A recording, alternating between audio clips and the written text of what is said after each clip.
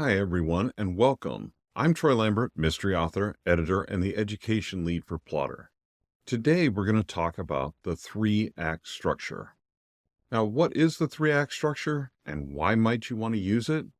Well, it was developed by Aristotle around 350 BC, and it was based on his very simple idea that every story has a beginning, middle, and end. Now, Horace and Shakespeare ditched it for the five-act structure, and it fell out of favor for a long time. But in the 20th century, it was brought back and made relevant by a guy named Sid Field, who popularized the idea of using it to create movies and film. Now it's often considered to be the foundation of modern storytelling, and it's used by authors all over the place. Who is the three-act structure for? And why would you want to use it? Well, if you're new to story structure, or you just want to understand kind of where this whole idea of story structure came from, this is a great place to start. It's also great for authors who are writing nearly any genre of story and want a clear roadmap to help them set the right pace for their story, while at the same time ensuring that they hit all of their story beats. It's a clear and simple plot structure that's easy to follow and will produce a great story time and time again. It's especially good for dramas, including thrillers, fantasy and science fiction stories, romance, and more.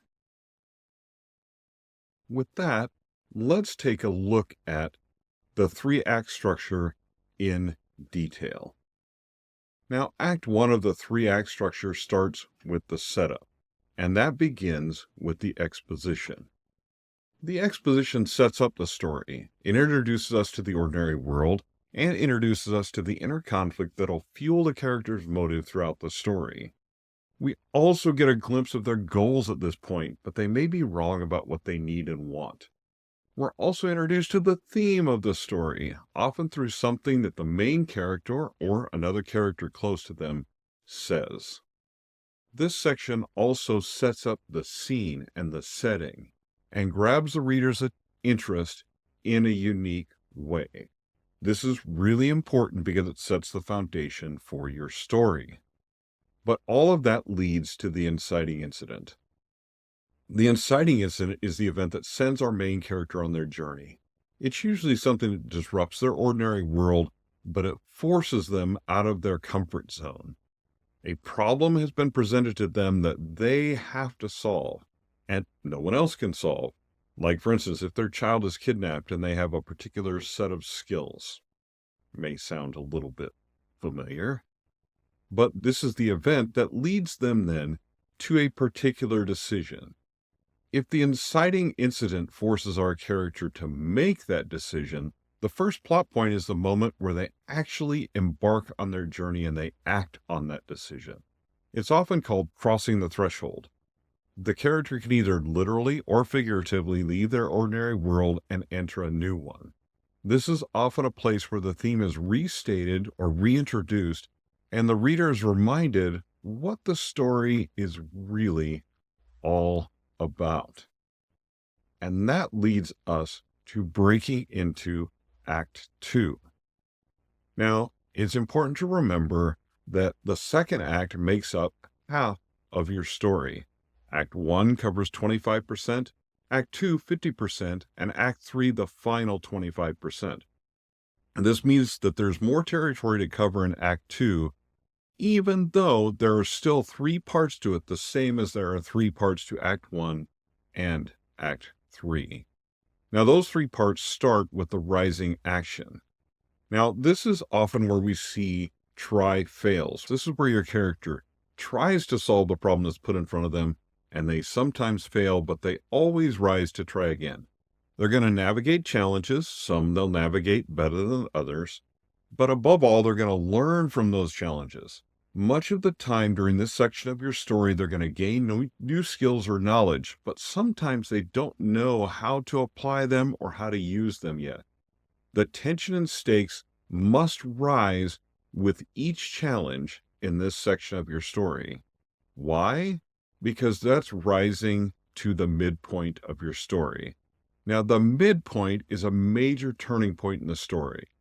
This is where, while your character has faced challenges so far, their success is truly threatened. The stakes rise again, but also your character's perception of the world around them is challenged. This means that they change their mind about how they're going to solve their problem, because sometimes their plan that they've concocted so far is not going to work. They change from reacting to what is happening around them to being proactive and actively moving towards their goals. But of course, this results in more challenges. Now, those challenges are presented in plot point 2. Essentially, the midpoint ruined our character's plan and how they thought they would achieve their goals. Now they have to reset and come up with a new plan. But this time, now they know what to do with that knowledge and skills they've obtained so far. But as they do so, they generally have some small victories. That gives them some false confidence right before we break into Act 3. Act 3 begins with what we often call the dark night of the soul. In the 3-act structure, it's called the pre-climax. What happens is our protagonist comes in, they've got some kind of confidence because of the victories that they've had, but the antagonist shows up with some surprising strength, and it puts our main character in the worst position they've been in yet, and it knocks them onto their heels. For a moment, it seems that all hope is lost, and that they will certainly be defeated. But of course, that wouldn't make the best story. So that leads us to the climax. Now, fortunately, our main character now has the tools to make a comeback. And while the antagonist may have won a brief victory, that victory revealed to our protagonist what they need for the final confrontation and has also shown them their path forward. This is the payoff for our reader. All the trials and threads along the way have led to this point, and this is where everything is resolved in one final confrontation. In this type of story, this is usually where good triumphs and the antagonist is defeated, although if you're writing a series, the antagonist may not suffer complete defeat. They might just be driven off for now, setting up the premise for the next story. And of course, our story ends with a denouement. Our main character now returns to their normal life, but changed. They can either return to the ordinary world, return to a world that has changed due to their actions and the events of the story, or sometimes your character will choose to return to a different world entirely, forsaking the original world they started in, determined to make a fresh beginning for themselves and for others. What does this all mean? What does the 3-act story structure look like in practice? Well, to answer that question, we're going to look at The Lion King as an example. Now, The Lion King begins, as you'll probably remember, with the setup and the exposition. So Mufasa, the king of the Pride Lands, introduces his son Simba to the animals of the kingdom.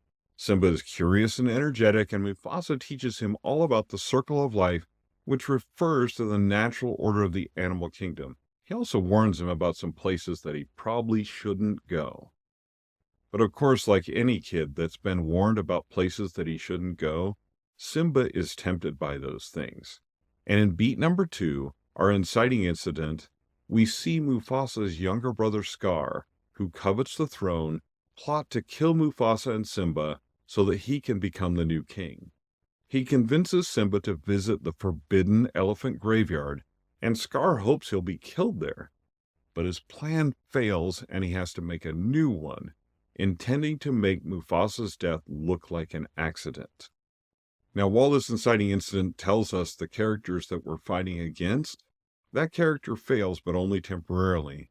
In plot point 1, he sets a new trap, which actually succeeds. He uses Simba as bait, and he tricks his father Mufasa into trying to save his son from a wildebeest stampede. After Mufasa is killed, Scar convinces Simba he is responsible for his father's death, and he promises to spare him if he runs away and never returns. Simba listens to this, and Scar becomes the new king of Pride Lands since Mufasa is dead and Simba is missing. But due to his selfishness and inept leadership, desolation, hunger, and poverty are the result. As we see Act 2, our confrontation section, in the rising action, we see that Simba has run away from the Pride Lands, but he nearly dies in a wasteland. Then he's rescued by a meerkat named Timon and a warthog named Pumbaa. He ends up going with them and living in the jungle with another group of outcast animals. Now Simba grows up living a carefree Hakuna Matata life, leaving behind all of his responsibilities. However, he cannot forget his past entirely, and he's still haunted by it from time to time. Eventually, a young lioness from the kingdom, Nala, arrives and tells him how bad things are back home. Simba resents any thought of going back, but he can't resist that thought forever, because he reaches a turning point, the midpoint. That midpoint is the reflecting pool. While Nala fails to convince Simba, Rafiki, who is the shaman from the Pride Lands, discovers that Simba is still alive, and he comes to find him. He leads the prince to a reflecting pool. There Simba is visited by the spirit of his father Mufasa, who tells him that he must return to the Pride Lands and take his rightful place as the king. Simba is still resistant to do this, but the shaman Rafiki reminds him that his father lives in him and that the kingdom needs him now more than ever.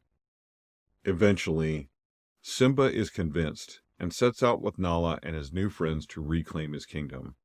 When he arrives, he sees the desolation of the Pride Lands and discovers that Scar has abused his mother. Simba reacts with a new determination to make things right and take his rightful place on the throne. But of course, Scar does not want this to happen, and we enter our pre-climax. Simba arrives with the help of his friends. Simba confronts Scar, but Scar falsely accuses Simba of killing his father in front of everyone, and Simba is afraid that they're going to believe Scar over him. Scar then attempts to kill Simba, nearly mirroring the way that he killed Mufasa. While Simba's life hangs in the balance, Scar leans closer to him and issues a whispered confession. He is the one who has killed Mufasa. Well, now that Simba knows this, he reacts, and he reacts using the things he has learned along the way. And this brings us to our climax, where Simba finds new strength. He overcomes Scar and forces him to confess to the rest of the pride that he, Scar, is the one that killed Mufasa. Scar tries to blame his old allies, the hyenas, but Simba does not believe him. He sends Scar into their midst, and they kill him for his betrayal. With that, we've reached our resolution, and all of our threads from our story are tied up. Simba has returned for the denouement. In the denouement, Simba takes his place as new king of the Pride Lands. The land is restored, and peace and prosperity return to the kingdom. Simba and Nala marry and have a son of their own, and the Pride Lands are happy and secure, at least for now. Now, while The Lion King is a great example, I can imagine that you've used the 3-act structure in other ways as well. Are there ways you can see how the 3-act structure might work for your stories, or have you used them for a unique genre, or something like that? Let us know in the comments below. And if you love this content, hit that subscribe button and the notifications bell so you never miss an update.